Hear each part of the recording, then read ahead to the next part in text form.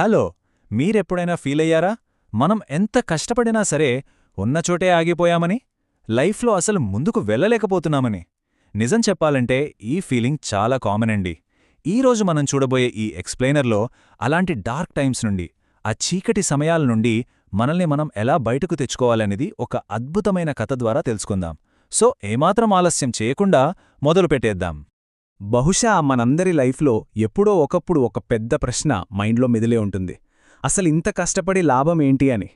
మన ఎనర్జీ అంతా పెట్టేసినా result zero అనిపించినప్పుడు అబ్బా ఇక నా వల్ల కాదు అనే ఒక విపరీతమైన అలసట వచ్చేస్తుంది కదా. కానీ ఇక్కడే మనం ఒక విషయం గుర్తుపెట్టుకోవాలి. లైఫ్ మనల్ని పూర్తిగా సైలెన్స్లోకి నెట్టేసిన తర్వాతే అసలు కథ మలుపు తిరుగుతుంది. అది ఎలాగో ఇప్పుడు చూద్దాం. రైట్, ముందుగా ఈ ప్రయత్నం వెనుక ఉన్న భారం, ఆ దుమ్ము నిశ్శబ్దం మధ్య పుట్టిన ఒక కల గురించి మాట్లాడుకుందాం. ఇక్కడ ఒక యువకుడి కథ ఉంది. విపరీతమైన పేదరికం, దాంతో అతను ఎక్కడో మారుమూల, చుట్టూ కేవలం దుమ్ము నిశ్శబ్దం తప్ప ఏమీ లేని ఒక ప్రదేశంలో చిన్న టీ బడ్డి పెట్టుకున్నాడు. చుట్టుపక్కల కనీసం ఒక్కటంటే ఒక్క చిన్న షాపు కూడా లేదు తెలుసా. కాని ఆ కుర్రాడి మనసులో మాత్రం ఒక అందమైన కల ఉండేది.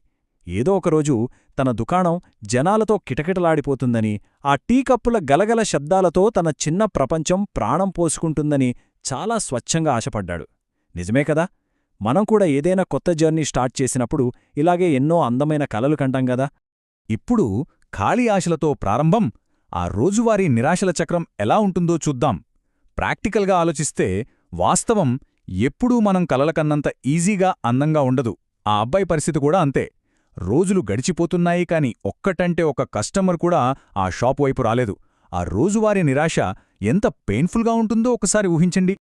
ఆ అబ్బాయి రొటీన్ ఒకసారి గమనిస్తే, పాపం ప్రతిరోజు పొద్దున్నే ఎంతో ఆశతో షాపు తెరవడం, పగలంతా ఒక్కరు కూడా రాకపోవటంతో ఆ టీ కెటిల్ పూర్తిగా చల్లబడిపోవడం, ఆశతో తెచ్చుకున్న సరుకులు నెమ్మదిగా పాడైపోవడం, ఇక సాయంత్రమయ్యేసరికి బరువెక్కిన గుండెతో కన్నీళ్లతో ఆ షాపు తలుపులు మూయడం.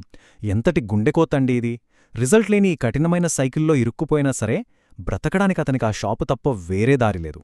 మన ప్రయాణంలో ఈ ఫాల్స్ హోప్స్, అదేనండి ఈ మిథ్యా ఆశలు ఎంత బాధాకరంగా ఉంటాయంటే, ఒకరోజు వాడు అలా ఒంటరిగా కూర్చున్నప్పుడు దూరం నుండి ఒక కారు వాడి షాపు వైపు రావడం చూశాడు. అబ్బా, ఒక కస్టమరొచ్చాడు అని వాడిలో ఎంత ఆశ చిగురించిందో. కాని ఆ కారు కేవలం పక్కనాగింది తప్ప ఎవరూ టీ ఆర్డర్ చేయలేదు. ఆ ఒక్క క్షణంలో వాడి గుండె మళ్లీ ముక్కలేపోయింది. కాని ఇక్కడే మన కథలో అసలు ట్విస్ట్. అదే మారిన మైలురాయి, ఒక ఊహించని మలుపు. ఇలా సాగుతున్న ఆ అబ్బాయి లైఫ్లో ఒక వింత సంఘటన జరిగింది. ఆ టైంలో చాలా సాధారణంగా అర్థంపర్థం లేకుండా అనిపించిన ఒక సంఘటన ఆ తర్వాత అతని తలరాతనే మార్చేసింది. ఆ మలుపు ఏంటో చూద్దాం రండి. ఒకరోజు ఏమైందంటే, ఇద్దరు తాగుబోతులు ఆ టీ షాపు దగ్గరకు వచ్చారు. వాళ్లు పూటుగా తాగి పిచ్చిపిచ్చిగా ప్రవర్తిస్తూ షాపు పక్కనే ఉన్న ఒక మైలురాయి దగ్గరకు వెళ్లి దాన్ని పాడుచేశారు. ఆ మైలురాయి మీద అక్కడి నుండి ఆగ్రా సిటీకి ఎంత దూరముందో చూపిస్తూ ఒక నంబర్ రాసుంది. ఈ తాగుబోతులేం చేశారంటే అందులో ఉన్న ఒక సున్నాని పూర్తిగా చెరిపేశారు. ఇక్కడ అసలు విషయం ఏంటంటే, వాళ్లు ఆ సున్నాని చెరిపేయక ముందు ఆ మైలురాయి మీద ఆగ్రాకి దూరం సరిగ్గా 10 కిలోమీటర్లు అని రాసుండేది. అవును, 10 కిలోమీటర్లు. కాని అద్భుతం ఎక్కడ జరిగిందంటే, వాళ్ళ సున్నాను తుడిపేయడం వల్ల 10 కిలోమీటర్లు కాస్త ఒక్కసారిగా 1 కిలోమీటరుగా మారిపోయింది. జస్ట్ ఒకే 1 కిలోమీటర్. వినడానికిది చాలా చిన్న మార్పులా ఉంది కదా, కాని ఇది ఎంతటి మిరాకిల్ను క్రియేట్ చేసిందో తెలిస్తే మీరు నిజంగా ఆశ్చర్యపోతారు. ఆ తర్వాత జరిగింది అక్షరాలా ఒక అద్భుతం. పరిస్థితులు మారాయి. అదృష్టపు తలుపులు తెరుచుకున్నాయి. కేవలం ఆ మైలురాయి మీద మారిన ఒకే ఒక అంకె ఆ యువకుడి రియాలిటీలో ఎంత పెద్ద భూకంపం సృష్టించిందో ఇప్పుడు మీకు చెప్తాను. ఆ సున్నా చెరిగిపోవడంతో ప్రయాణికులు ఆ మైలురాయి మీది తప్పు దూరాన్ని చూసి బాగా కన్ఫ్యూజ్ అయ్యారు. అదేంటి, ఆగ్రా ఇంకా దూరముంది కదా అనుకుంటూ వాళ్లంతా తమ కార్లను సరిగ్గా ఆ టీ షాపు ముందే ఆపడం మొదలుపెట్టారు.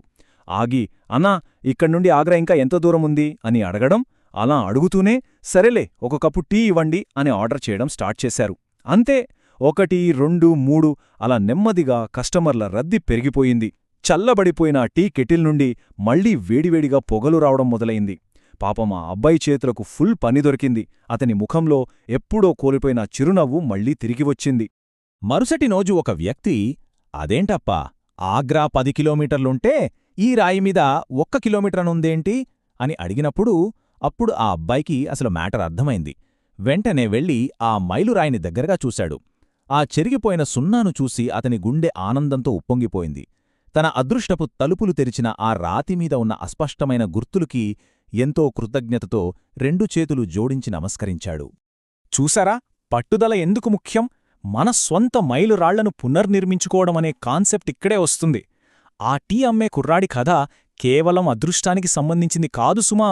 ఇది పట్టుదలకు, ఎప్పటికీ వదులుకోని నిరంతర ప్రయత్నానికి బెస్ట్ ఎగ్జాంపుల్. మన లైఫ్లో ఆశ, పట్టుదల అనేవి బ్యాక్గ్రౌండ్లో ఎలా పనిచేస్తాయో అర్థం చేసుకోవడానికి ఈ కథ చాలా బాగా హెల్ప్ అవుతుంది. మనం పూర్తిగా అలసిపోయి, అబ్బా ఇక నా వల్ల కాదురా బాబూ అని మన ప్రయత్నాన్ని వదిలేయాలి అనుకునే సరిగ్గా ముందు క్షణంలోనే తరచుగా మన జీవిత కథ మారడం స్టార్ట్ అవుతుంది. వినడానికి వింతగా ఉన్నా ఇది నిజం. ప్రతిరోజు నిరాశతో కుప్పకూలిపోవడం చాలా నార్మల్. కానీ ఇక్కడ మీరు గమనించాల్సిన ఒక ఇంపార్టెంట్ పాయింట్ ఉంది. ఆ అబ్బాయి ఏ రోజు తన ప్రయత్నాన్ని పూర్తిగా ఆపేయేలేదు.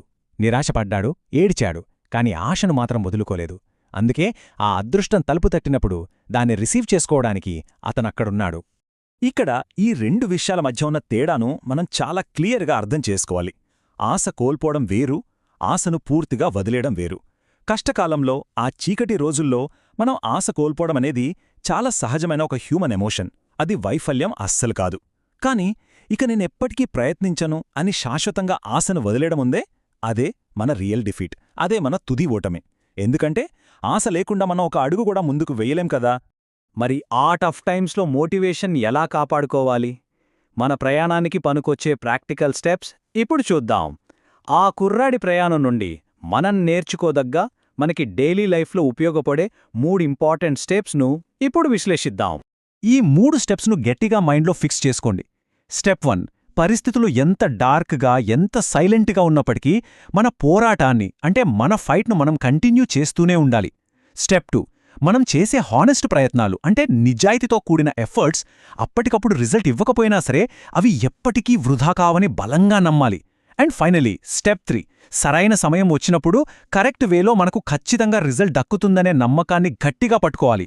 ఎందుకంటారా, మన జీవితంలోనే ఆ మైలురాయి ఎప్పుడు, ఎక్కడ, ఏ రూపంలో మారుతుందో ఎవ్వరికీ తెలియదు కాబట్టి.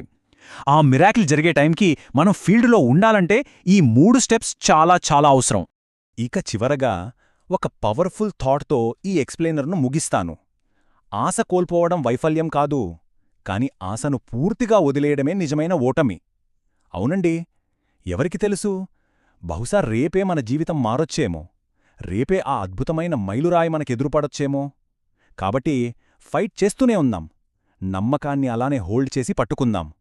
ఈ కథ మనందరికీ ఒక కొత్త స్ఫూర్తిని, మన ప్రయాణంలో ముందుకు సాగడానికి కావాల్సిన ఎనర్జీని ఇచ్చిందని ఆశిస్తున్నాను.